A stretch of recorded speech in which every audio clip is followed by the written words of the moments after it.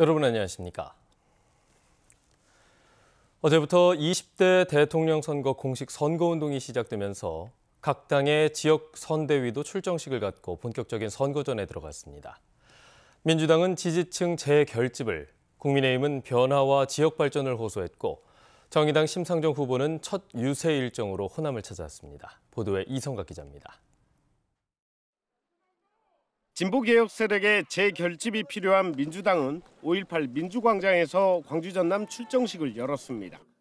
선대위 원톱 이낙연 총괄선대위원장은 윤석열 후보를 겨냥해 검찰 왕국으로 되돌아갈 위험에 처했다며 민주주의의 위기를 광주 전남 지역민들이 막아달라고 말했습니다.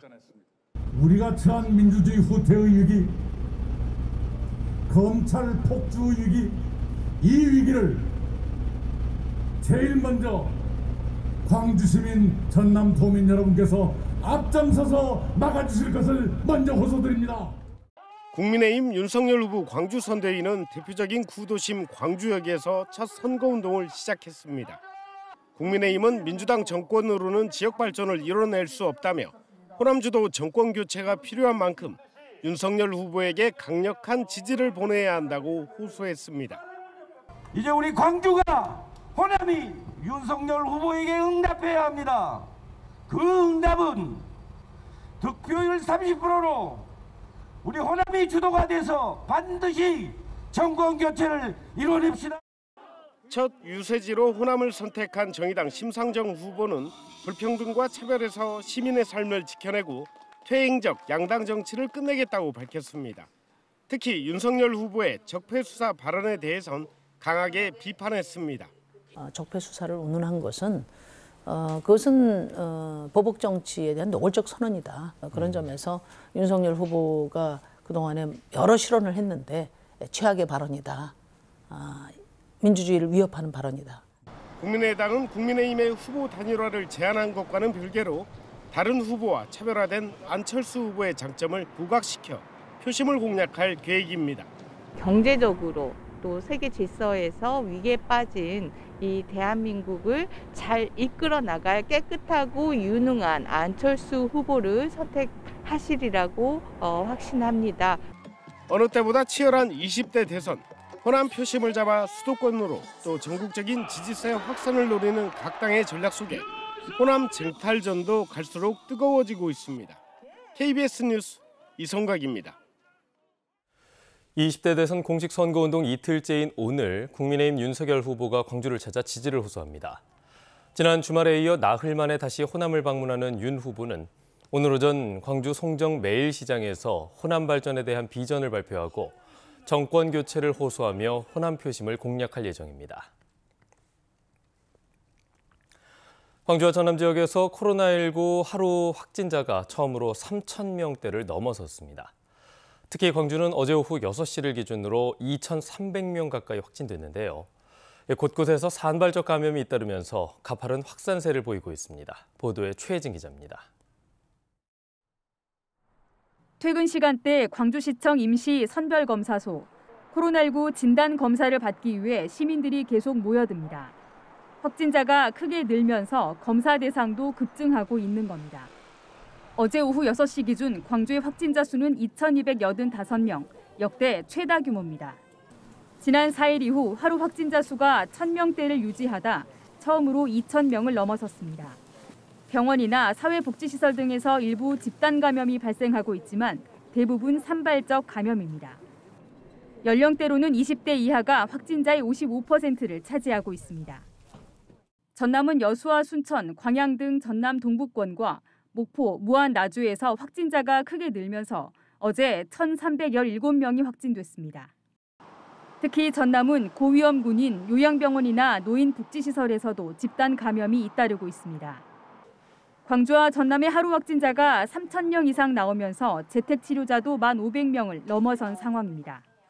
격리에 대해서 궁금하신 사항이 있으시면은 6개소에 있는 재택치료 의료 상담센터를 이용을 하시면 됩니다. 그리고 또 동네 병원을 지금 90개소가 운영을 하고 있기 때문에 이곳을 통해서 전화 상담이랄지 비대면 진료가 가능합니다.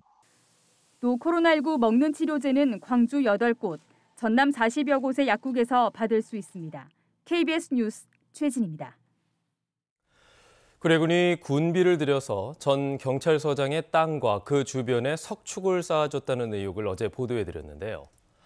이 과정에서 구례군은 기본적인 허가 절차도 어기고 사업을 밀어붙인 것으로 드러났습니다. 무리한 사업에 의문이 커지고 있습니다. 최송현 기자가 취재했습니다. 구례경찰서 전직서장 A 총경이 지난해 구입한 땅입니다. 구례군이 그 주변으로 최대 3m 높이의 석축을 쌓은 뒤 주택부지로서 가치가 높아졌습니다. 지적도를 확인해봤습니다. 석축은 지목이 임야인 A 총경의 땅 일부와 국토부 소유 국유지에 걸쳐 있습니다. 석축 공사를 위해선 임야의 경우 산지 전용 허가를, 국유지의 경우 점용 사용 허가를 받아야 하지만 허가 신청조차 없었습니다. 산지관리법상 불법 산지 전용은 복구명령은 물론 3년 이하 징역이나 3천만 원 이하의 벌금을 받을 수 있습니다. 일반적으로 오면 원상복구를 진행하는 것이 일단 맞고요. 예산을 또 세워서 이렇게 해놓은 것을 원상복구보다는 차라리 절차를 추후에라도 해놓은 것이 낫지 않나 그렇게 생각하고 있습니다. 예산 집행이 적절했는지도 의문입니다. 사업명은 마을 안길 정비공사지만 도로 포장이나 확장은 없고 주로 석축을 쌓는 공사였습니다. 공사비는 총 3,800여만 원, 이른바 꼬리표가 없는 포괄성 예산에서 지출이 됐습니다. 공사 입찰은 A 총경이 본인이 구입한 땅 등기를 마친 지 50여일 뒤에 이루어졌습니다. 예산이 거기서 그렇게 쓰도록 시급하게 필요성이 있었는지, 있었다면 애초부터 계획이 잡혀 들어가야 될 문제지 포괄사업비라고 하는 명목으로 들어가서는 안 되는 부분이겠죠. 수천만 원 예산을 들여 경찰서장 땅 경계에 석축을 쌓아올린 구례군. 기본적인 허가 절차도 무시한 채 사업을 강행한 이유에 의문이 커지고 있습니다. KBS 뉴스 최송현입니다. 정부가 지방의 인구 감소에 대응하기 위해 올해부터 10년 동안 모두 10조 원의 지방소멸 대응 기금을 지원하기로 했습니다. 이 기금을 인구 감소율이 아니라 해당 기초자치단체가 세운 투자 계획을 평가해 배분하는 것으로 결정되면서 대응 전략이 절실해졌습니다. 박지성 기자의 보도입니다. 지역 주민들이 협동조합 형태로 참여하는 신안 안좌도의 태양광 발전단지입니다. 분기마다 주민 1명당 최대 51만 원의 배당금을 받습니다. 덕분에 안좌도는 지난해 134명이 새롭게 터를 잡는 등 7년 만에 인구가 늘었습니다. 우리 집만 하더라도 지금 손자가 3월달 계약을 하기 위해서 지금 주민을 옮겨놓고 있고, 지금 우리 마을만 해도 지금 상당한 수가 이주를 해갖고 있어요. 인구 감소 지역으로 지정된 전남의 16개 구는 오는 5월까지 이렇게 인구를 늘릴 수 있는 투자 계획을 마련해야 합니다. 지자체당 10년 동안 매년 최대 160억 원까지 배정되는 지방소멸 대응 기금이 이 계획에 따라 좌우됩니다. 타당성과 효율성, 사업 간 연계성 등을 평가하는데 인구가 적은 지역일수록 투자 계획을 세울 인적, 물적 자원도 부족하다는 한계가 있어 고민입니다. 투자 계획 자체만 평가를 지원한다는 것 때문에 오히려 인구가 급감하고 있는 지역들이 지원을 덜 받게 되는 이런 문제가 생기지 않을까 걱정이 좀 됩니다. 또 지원 대상에서 제외된 무안 등 전남의 도농 복합 지역도 중심지가 아니라면 인구 위기를 겪기는 마찬가지라는 점도 문제입니다. 우리 강역도의 배분량 금액을 가지고 그런 인구 감소 지역에서 제외된 읍면 지역이라든지 그런 부분을 이렇게 포괄하는 사업에 대해서 한번 고민을 해볼 계획입니다. 전라남도는 올해와 내년 광역자치단체 중 가장 많은 883억 원의 지방소멸 대응 기금을 확보하며 인구 위기의 심각성을 인정받았습니다. 하지만 전체의 75%를 차지하는 기초자치단체 기금 확보를 위해서는 인구 감소를 해결할 수 있는 투자 전략 마련이 절실해지고 있습니다. KBS 뉴스 박지성입니다. 여수시의회 예산결산특별위원회가 부활시켰던 여수경도 해양관광단지 진입도로 추경 예산안이 본회의에서 부결됐습니다. 여수시의회는 어제 임시회 2차 본회의를 열고 표결 끝에 경도 진입도로 예산안 71억 7,800만 원 등 예결위 수정안을 부결했습니다.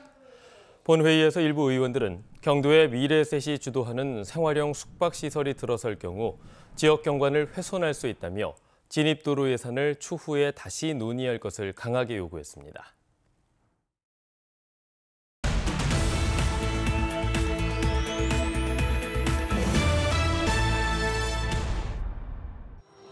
목포시가 화물자동차 공영차고 준공식을 열고 본격적인 운영을 시작했습니다. 대양산단에 위치한 화물자동차 공영차고지는 9만 제곱미터 부지로 대형 512면 등 모두 1,010면의 주차면과 함께 주유동과 정비동 등을 갖췄습니다. 신안군이 안좌도 퍼플섬의 보라색 관련 무료 입장 대상자를 확대합니다. 신안군은 퍼플섬 무료 입장 대상자를 기존 보라색 의복을 착용한 사람에서 반려동물의 보라색 옷을 입히거나 보라 염색을 한 사람 등으로 범위를 넓힌다고 밝혔습니다. 정월 대보름맞이 기념행사가 순천 나간읍성에서 코로나19 확산을 우려해 최소 인원으로 열렸습니다. 기념행사는 조선시대 나간읍성에 토성을 쌓은 김빙길 장군과 나간 군수를 지낸 김경업 장군을 기리는 추모 행사와 느티나무 당산제 순으로 열렸습니다. 화순군이 발행하는 화순사랑 상품권 판매액이 1,300억 원을 넘어섰습니다. 화순군은 지난 2019년 9월부터 지난해까지 화순사랑 상품권이 1,322억 원어치가 판매됐고 환전율은 95%에 달한다고 밝혔습니다. 지금까지 단신브리핑이었습니다. 5살 조카를 폭행하고 방치해 숨지게 한 혐의로 친고모인 40대 여성이 경찰에 긴급 체포됐습니다. 전남경찰청은 아동학대치사 혐의로 40살 이모 씨를 그제 저녁 긴급 체포했다고 밝혔습니다. 이 씨는 자신이 키우던 5살 조카 A양을 훈육을 이유로 폭행한 뒤 사망에 이르도록 방치한 혐의를 받고 있습니다. 이 씨는 경찰 조사에서 A양이 화장실에서 미끄러져서 다쳤다고 진술한 것으로 전해졌습니다. 경찰은 이 씨가 A양을 학대해왔다는 주변인 진술을 토대로 정확한 사건 경위를 조사할 예정입니다. 순천의 한 어린이집에서 열이 난다는 이유로 여자아이를 베란다에 격리했다는 신고가 접수돼 경찰이 수사에 나섰습니다.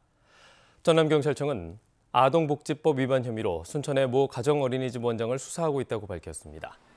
해당 원장은 지난달 27일 19개월 된 여자아이를 1시간 안팎의 시간 동안 베란다에 격리한 것으로 알려졌는데 코로나19 상황이 심각한 가운데 미열이 있어서 어쩔 수 없이 격리했다고 주장하는 것으로 알려졌습니다.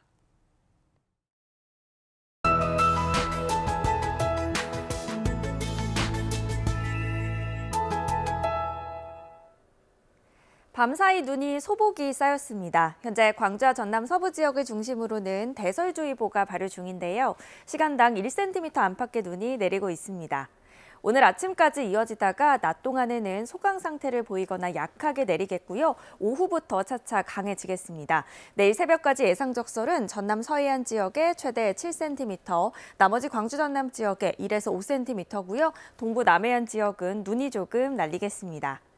기온도 큰 폭으로 떨어졌습니다. 오늘 광주의 아침 기온 영하 3.3도로 어제보다 약 3도가량 낮게 시작하고 있고요. 낮 최고 기온도 0도로 춥겠습니다.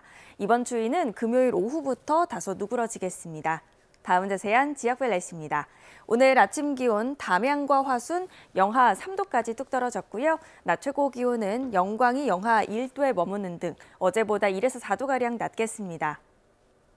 곡성은 아침 기온 영하 5도에서 시작하고 있고요. 낮 기온 영하 1도, 여수 2도로 춥겠습니다. 목포와 무안의 낮 최고 기온 영하 1도로 낮 동안에도 영하권에 머물겠습니다.